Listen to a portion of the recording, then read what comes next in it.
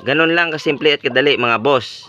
Kaya kung gusto mo malaman kung paano maging agresibo o maging malakas sa pagkasta ng iyong alaga, panoorin ang video na to, baka ito ay makatulong sa iyo. Hello, what's up mga boss? Welcome back and again to my YouTube channel, Chicken Asil Breeder. So, ito nga pala yung update sa aking project breeding mga boss. Ito nga pala si Belgian Pakistani Asil, itong cock natin. Tapos yung hen natin na ginamit ay si Pure Asil na old line, galing sa Zamboanga. Yun, no? Very aggressive. Very aggressive yung ating broodcock. Pero ang broodcock natin na to ay 7 months old pa lang yan siya. Na nabili din natin kay Sir Dat Selection ng Sultan Kudarat mga boss. Yun. So, babahagi ko pala sa inyo yung aking paraan kung paano maging aggressive o maging malakas kumasta itong ating alaga. So, update ko muna kayo dito sa kabila mga boss. At ito naman pala yung ating project breeding mga boss. Ito si Belgian natin, Belgian Asil na Kuba. At ito naman si Asil natin na pure old lines. Pure Asil yan mga boss. Yun.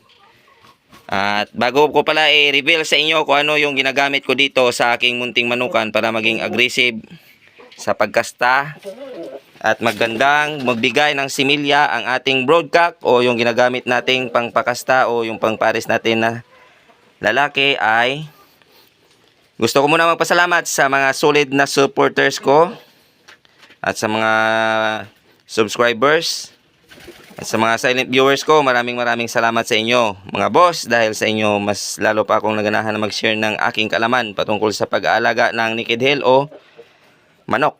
Yon. So, dumako muna tayo dun sa labas. So, yun na nga mga boss. Update ko rin kayo dito sa aking isa pang project breeding. At ito nga pala si Burmese natin mga boss. At ang atin na pure na Asil. At i-reveal ko na kung ano yung ginagamit ko dito sa aking munting manukan, kung bakit malakas magkasta at maganda magbigay ng similya ang ating mga alaga o yung ating broodcock at broodhen. Ito nga po pala yung ginagamit ko dito mga boss, testosterone. Yon. At may price pa talaga. Yon, ito yung ginagamit ko mga boss. Nag-i-inject ako nito sa ating broodcock ng 0.2 tuwing every first week of the month. Isang beses lang ako nag-inject nito mga boss. Tapos nagiging aggressive na siya na magkasta at magandang magbigay ng similya mga boss. So, sinishare ko lang sa inyo kasi tested and proving ko na dito sa aking munting manukan. So, sana ay nagustuhan nyo yung video na to. At kung nagustuhan nyo, pa-subscribe naman ng aking YouTube channel at pa-hit na rin ang notification bell para lagi kayong updated sa mga susunod ko pa na videos. At lagi nating tatandaan mga boss na ang sabong ay sports lamang. Huwag tayong mapakalulong sa sugal at lagi nating uunahin ang ating pamilya. Maraming salamat and God bless sa ating lahat.